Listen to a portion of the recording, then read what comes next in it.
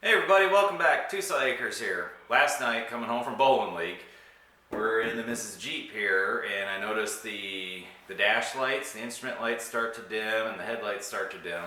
It gets dark early up here right now, by 7:15, 7:30. It's pretty dark out already. Anyhow, I'm thinking it's probably a bad ground, bad connection.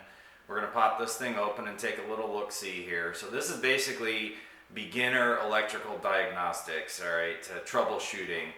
I'm going to start off with a jiggle test. Now I want to say it was about 2 years ago, I went ahead and replaced the brushes in the alternator. So I don't know, it should last longer than that. I mean, we don't even really drive it that much, to tell you the truth. I bet we put less than 4,000 miles a year on this thing.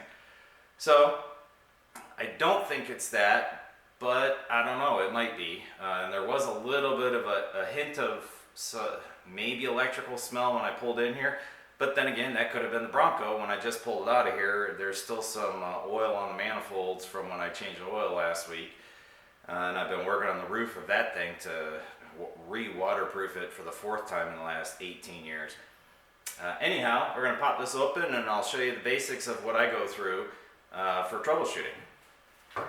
All right, everybody. So for those that aren't familiar with things under the hood here, hopefully most people recognize this, the battery, all right? Over here we got our alternator, and I'm thinking it's a charging system issue. Now, whether or not it's just a ground from the charging system, because it's still running and I'm reading battery voltage, and every now and then it would, pop back up to normal and then drop back off. So normal alternators usually put out a little over 14 volts.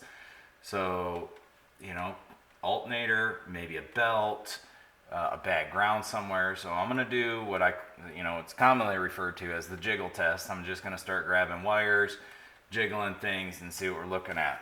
All right, so first thing, we'll look at the battery here. There's our negative cable. Everything's pretty snug there. There's some light corrosion on these terminal ends, but not bad. Everything's tight there. All right. Looking around, I'm going to follow this guy. This is our feed off the alternator right here. I'm going to go ahead and pop this little protective cover off. Take a quick gander under here. If I can. There it goes. All right, so that's still there. It's snug. Terminal is, or the wire crimp is solid. Nut is solid there, so I don't think it's that. Belt looks good. I don't see anything going on there. Over here looks good. I don't think it's a fuse issue. However, maybe the power feed. Again, that doesn't really make sense to me, but check it anyway. Because I was just in here dinking around with all this stuff a few weeks ago because my PCM went out. And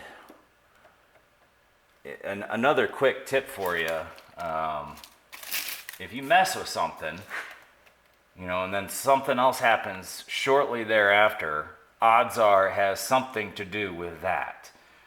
Or a good chance anyway. Not always, but a good chance. Now, I didn't really mess with a whole lot over here that would have to do with anything going on with this, I don't think, because this is strictly an electrical, not electronic, just electrical. Electrical is electrical production from the alternator to the battery, charging the battery, and that's pretty straightforward. There's no real electronics involved in that. So I was messing around with the cables and such over here, which is all electronics. Now, an argument could be made that maybe I knocked the ground loose somewhere, but again, that doesn't make a whole lot of sense, because it seems like we got good grounds, and even if a ground did come loose, then I wouldn't have power at all. And I do have power. I have full battery power displayed on the gauge. So that kind of leads me back to the alternator again, which kind of surprises me just because I just went through all this, like I said, about 2 years ago, if that. Put new brushes in it, cleaned it all up. So it really shouldn't be having these issues. unless one of the wires for this, I don't know, the rotor or the stator, you know, to make power is getting goofed up. All right, well, I don't see anything glaringly obvious.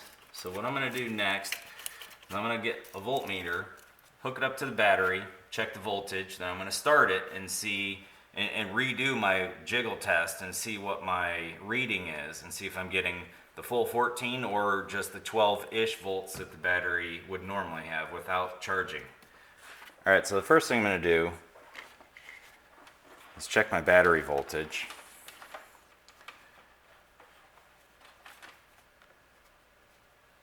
All right, 12.12. That's normal, that's good. All right, now I'm gonna start the engine and we'll see what we're reading.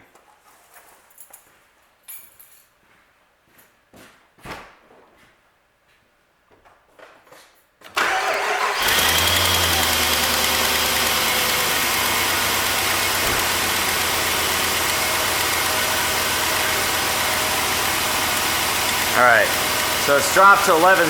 That tells me that the alternator is not generating power. Why? That's what we have to figure out. I'm gonna do a quick little hammer test here.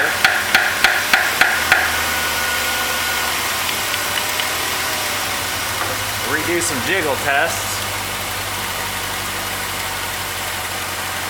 Start jiggling all the wires around this guy.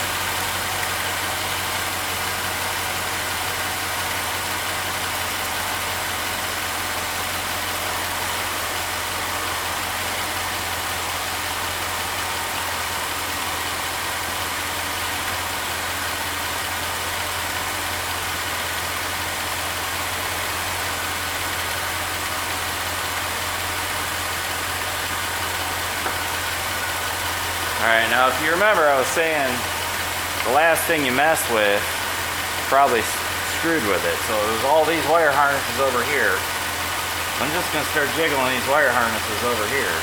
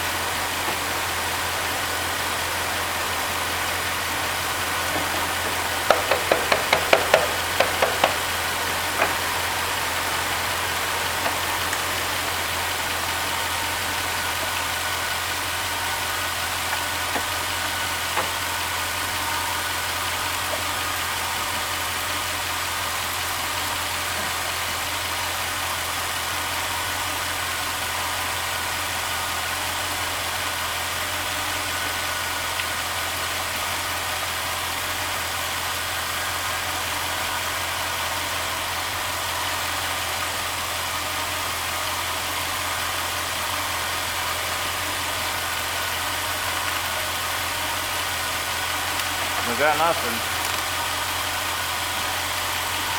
Huh.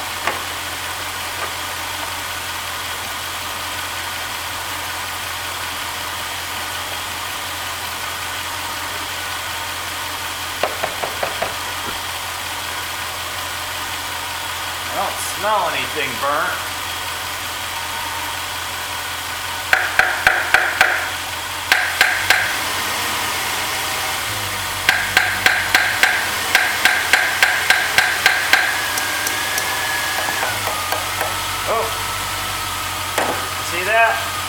Tapping on the alternator back here, back to where it's supposed to be, 14.2-ish. Let's see if I can get it to go back to that.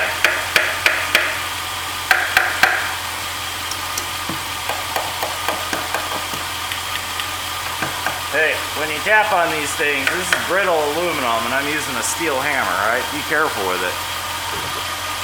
Definitely don't want to smash that guy. These are fixable. It's a whole lot cheaper to take it up to a, if you can't do it yourself, it's a whole lot cheaper to take it to a shop and just have them throw, test it and throw some new brushes on it.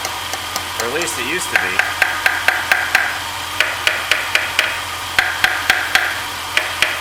Alright, so next what I'm going to do, because I can't seem to get it to repeat the problem, I'll rev it up a few times, and I'm going to shut it off, start it back up, see if that does anything. Here's the throttle.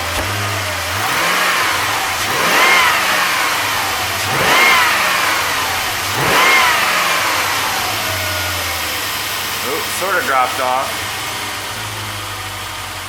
Yep, drop back off. Let's see if we can't tap on it and get it working. There it goes. So I'm pretty confident now that that's our problem. All right. Stretch out real quick here. Time.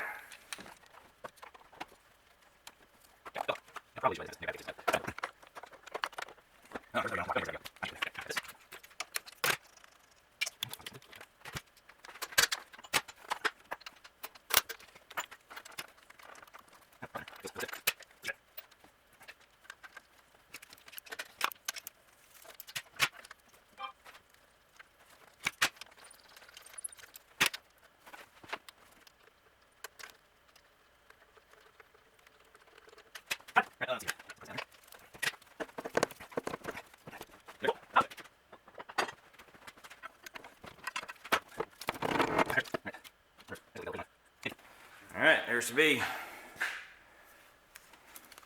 It's kind of tight. Should be a whole lot looser spinning than that. I don't hear anything, but it is definitely not right. All right, see you on the healing bench.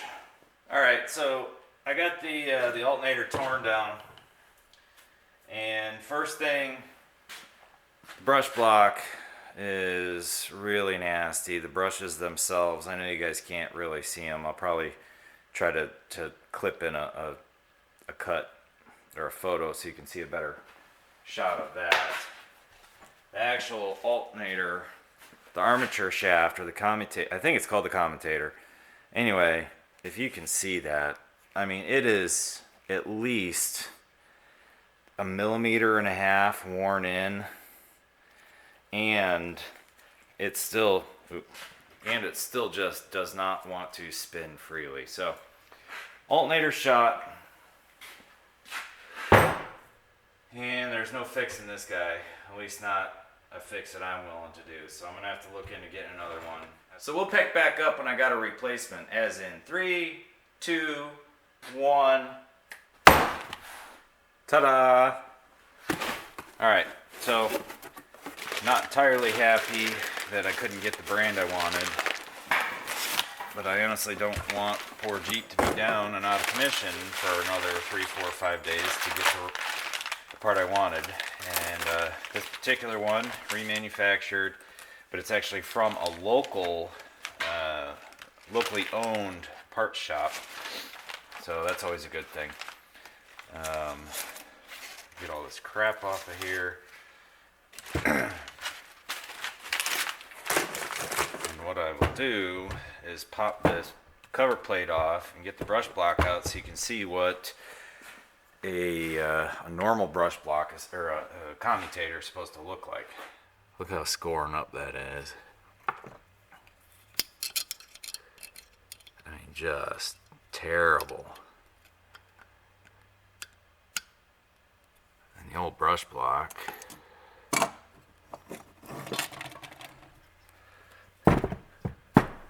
here it is. This is the old brush block. You can see how bad those brushes look. Anyway, this is the new commutator, or this is the, sorry, refurbished is what it is. Come on, focus. There we go. Yeah, the edges are not scoring all up. And then the new brush block. That's what they're supposed to look like.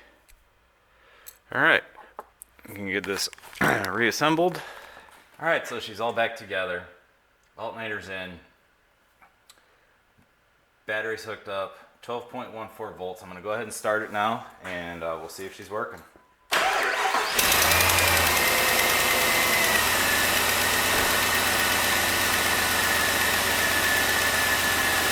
Beautiful. 14.2-ish.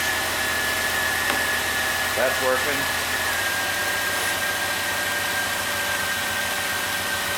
I have pretty high confidence that that was our only issue. Everything else is still pretty snug. Alright everybody, thanks for sticking around. Hopefully you got something out of this. When troubleshooting electrical systems, it's good to have a general knowledge of how the system works. You know, my initial thoughts right out of the gate were something with the charging system, obviously, right?